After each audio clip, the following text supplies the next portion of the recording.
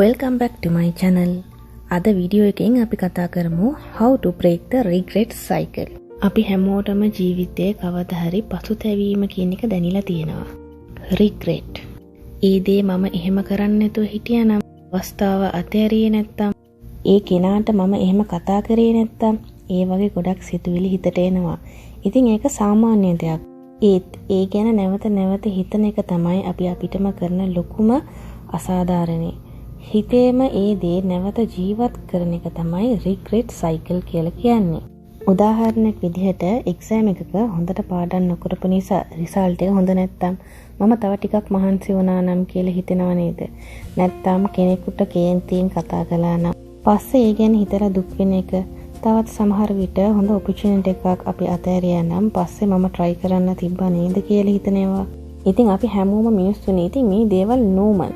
ඉතින් මේ regret cycle එකෙන් අපි එළියට එන්න ඕනේ නම් අපි පළවෙනියටම කරන්න ඕනේ මට මේ ගැන regret එකක් තියෙනවා, පසුතැවීමක් තියෙනවා කියලා පිළිගන්න එක. හිතේ තියෙන දේ අහකට දාන්න උත්සාහ කරන්න එපා. ඒක පිළිගන්න. දෙවෙනි දේ තමයි අපි මේකෙන් ඉගෙන ගන්න පුළුවන් පාඩම මොකක්ද කියලා. for example මම කලින් කිව්වා වගේ exam එකේ fail වුණා නම් ඊළඟ exam එකට time table එකක් හදාගෙන වැඩ කරන්න පුළුවන්. දැන් කෙනෙක්ට නරක විදිහට කතා කරා නම් එයාට අපි සමාව ඉල්ලලා ඊළඟ වචනේ අපි පරිස්සමෙන් අපි පාවිච්චි කරන්න ඕනේ.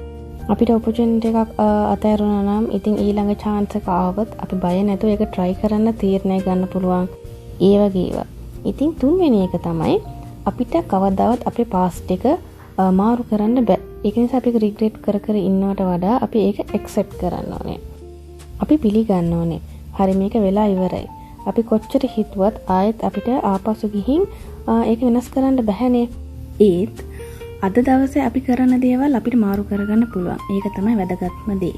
ඉතින් අපේ regrets වලින් අපි පාඩමක් ඉගෙනගෙන අපේ life එක stress වෙන්නේ නැතුව අපි ඒක අරගෙන යන්න ඕනේ. අපි ඉන්නේ ඇයි චූටි කාලයක්නේ. ඉතින් මේ චූටි කාලේ අපි regrets හිත අපේ past එකේම අපි ජීවත් වෙන්නේ නැතුව අපේ present එකේ අපි ජීවත් වෙන්න ඕනේ. අපේ ලස්සන future එකක් තියෙනවා, අපේ goals, අපේ dreams. ඉතින් මේවා focus කරද්දී අපේ regrets වලින් අපිට overcome වෙන්න පුළුවන්. ඒක අනිවාර්යෙන් වෙන්න පුළුවන්. මට experience එකේ මම සමහර ඒවා ගොඩාක් regrets කරලා ඒවා අවුරුදු ගණන් මම ඒවා ඇදෙන්ද ඒවා වලින්මයි මගේ life එක මම ජීවත් වෙලා තියෙන්නේ. ඒත් දැන් මම ඒවා වලින් focus කරන්නේ නැතුව මගේ life එක, මගේ goals, මගේ dreams ඒවට මම ගොඩක් මහන්සි වෙනවා.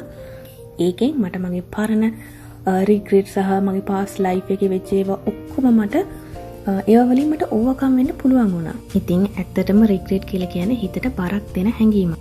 ලොකු වැරද්දක් වුණාම අපි අපිටම බැන ගන්නවා. ඉතින් මම මොඩයි, මට මොකුත් කරගන්න බෑ, මම මේක නාස්ති කරා. ඒත් මතක තියාගන්න ලොකු වැරද්දක් වෙන්න පුළුවන්. ඒ වුණාට ඒකෙන් අපේ ජීවිතේ ඉවර වෙන්නේ නැහැ. ඉතින් ඔයාගේ හිත regret වෙනවා වගේ තිබ්බනම් ඔයාගේ hobby එකක් නැත්නම් කැමති දෙයක් මොන හරි කරන්න. අනිවාර්යෙන් ඔයාට ඒකෙන් එළියට එන්න පුළුවන්. ඉතින් මම හිතනවා අද වීඩියෝ එක ගොඩක් useful වුණා ඇති කියලා. And thank you so much for watching my video.